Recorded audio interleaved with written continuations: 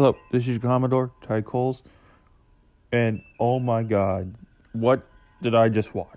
This will be the review, WandaVision, Episode 7, Breaking the Fourth Wall. This was amazing, and it's becoming all clear now. The pieces are coming together, and we can see what is happening. So, we start in the late 2000s. This is taking place right after the Halloween spooktacular. And Wanda is in bed, and she decides she's going to take a day for herself because she's worried what she did, which was extend the borders of her little bubble. As punishment for my reckless evening, I plan on taking a quarantine-style staycation. A whole day. Just to myself. And while she's doing her interview, like her venting segment, she even admits that she is part of the reason why all this is happening. Letting our fear and anger get the best of us, intentionally expanding the borders of the false world we created. And we get an insight to her psyche, and she is about to snap again. I think I got there in the nick of time, because she was one split end away from cutting her own bangs. She's still in her Halloween costume, so when she pulls back the sheets...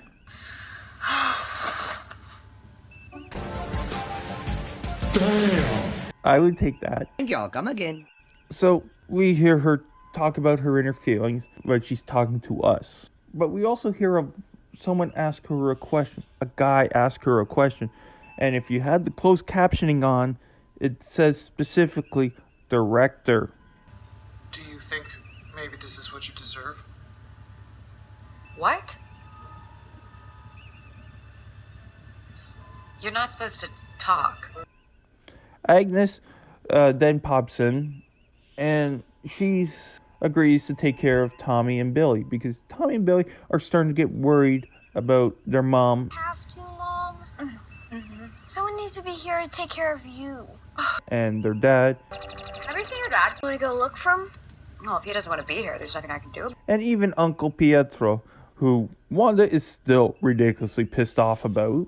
Last night, Uncle P said that thing about re-killing Dad. Don't believe anything that man said. He is not your uncle. So they end up going with Agnes to her place so Wanda can have the day to herself. All right, gentlemen, let's keep it moving. You know what? If one of you two could take a quick look, I'd appreciate it. It's right here above my... Now you're starting to see reality start to come down on itself. It started with the boys while playing the video games. You went from their current controllers to Nintendo GameCube controllers to Atari 2600 controllers to Uno. Then you also saw when it came down to Wanda's milk. It started off with almond milk. I guess she didn't watch Resident Alien. Humans, on the other hand, are so dumb that they think the leading cause of death is heart disease. It's not. It's almond milk. Even the gray aliens won't touch the stuff. Then it went to normal milk, and then it went to the glass bottle of milk. We also see, when she was pouring the milk, a missing picture of a kid on there. I wonder if that has anything to do with the story, because they specifically put that on there. So, continuing on, S.W.O.R.D decides to create their new headquarters. It looks like the director, Hayward, is gung-ho on just leveling everything. Make sure the team has everything they need. We launch today. Yes, sir. We go back. Vision wakes up, and he's in the remnants of what was originally the first S.W.O.R.D base, but it's a circus with strongmen and clowns and everything. And we find what happened to Darcy. She was the escape artist, and she's still attached to the truck. You're the new clown? At least you're already in makeup. You're late for rehearsal with the escape artist. Come on. Vision releases her from the spell, and they escape the circus. Then they decide to go find Wanda, because Vision wants to be with his wife.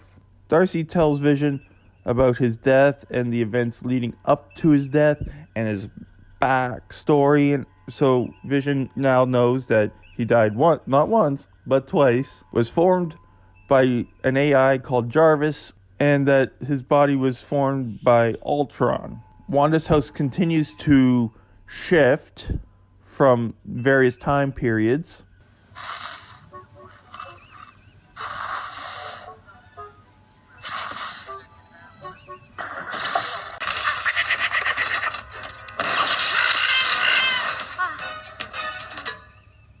Going back again outside, but this time with Monica and Agent Wu, where they are met by loyal S.W.O.R.D personnel towards Maria and then also Monica, and they deliver their vehicle that they expected to cross the barrier.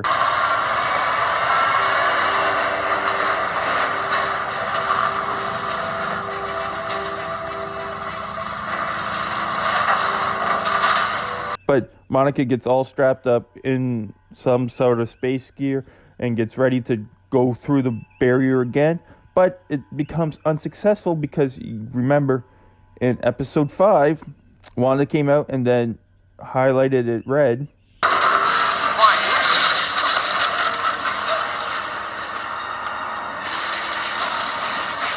So, it proves my point that Wanda strengthened the barrier. So this was not included in the calculations when they created this vehicle. And the vehicle started disintegrating and just got spit right out. And half of it became a truck. This would led Monica herself to go through it. And she emerged and her eyes are glowing. She has heightened vision. So my idea is, I think she's going to go with the name Spectra.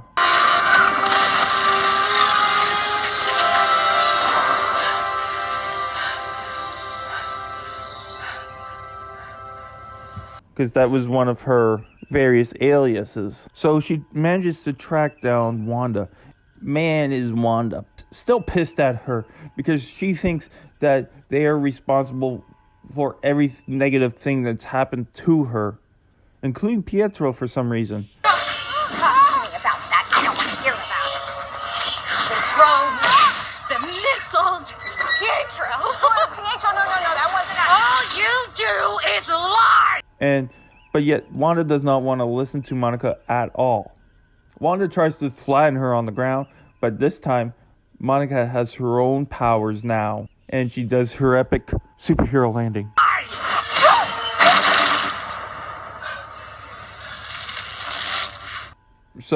And Monica shows no fear towards Wanda. Seeing this happen, Agnes comes and takes Wanda away with her. Run along, dear. Wanda, you have to take it down. No. Don't make me hurt you. Before she's taken away, Wanda says, He's gonna burn Westview to the ground just to get what he wants. Don't let him make you the villain. Maybe I already am. Then we see the mailman follow them. Could Deej be right about his theory about the mailman?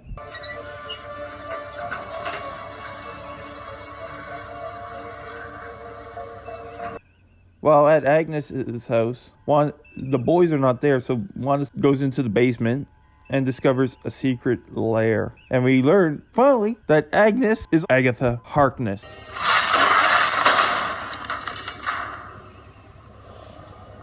The name's Agatha Harkness. Lovely to finally meet you, dear. And it was Agatha who sent in Pietro, who caused some of the craziness happening and also killed the dog. And I killed Sparky, too. And you gotta give it to LDG Pixels because he nailed it spot on. It was all Agnes. Yes! Thank you! That's right. Agatha Harkness, thank you. But I also gotta toot my own horn because I believe my theory was right too. That Wanda might be the one doing the majority of it, but her strings are being pulled.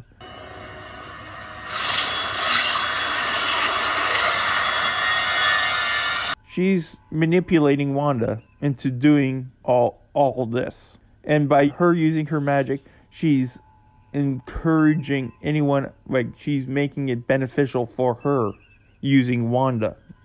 And finally, we get a mid-credit scene where we see Monica is starting to investigate Agatha's house and discovers the basement, is about to go in, but is caught by Pietro.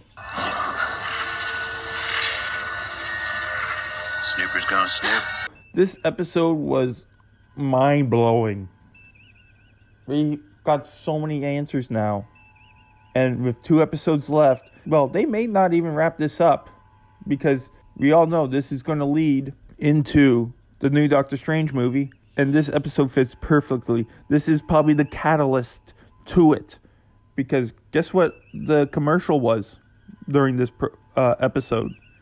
It was about antidepressants called Nexus. Feeling depressed? Like the world goes on without you? Do you just want to be left alone? Ask your doctor about Nexus. And unfortunately, I don't have Darren with me at the moment, but the Nexus is the gateway to the multiverse. Antidepressant that works to anchor you back to your reality. Or the reality of your choice. The Nexus, because the Nexus has always been a gateway to multiple realities. Just look at Star Trek Generations. Right. This can't be real. It's as real as you want it to be. Kind of. What's going on? Why am I here? You're in the Nexus. Time has no meaning here. So you can go back and see them born, or go forward and see your grandchildren. And when Marvel did the Nexus, this is how they brought in major characters such as Deadpool and Galactus. And we did see a Galactus Easter egg back in episode 2.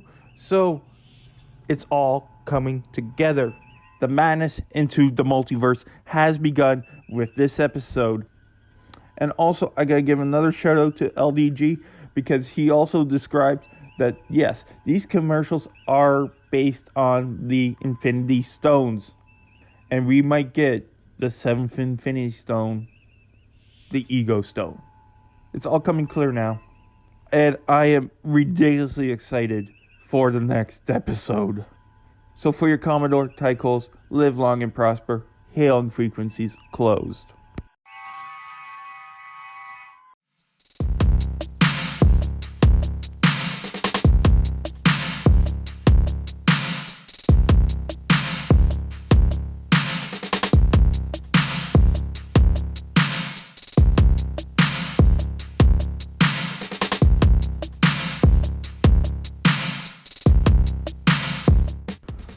Thank you for watching the video. Please like the video, subscribe to the channel, watch one of my other videos, and if you can show your support by donating to my PayPal.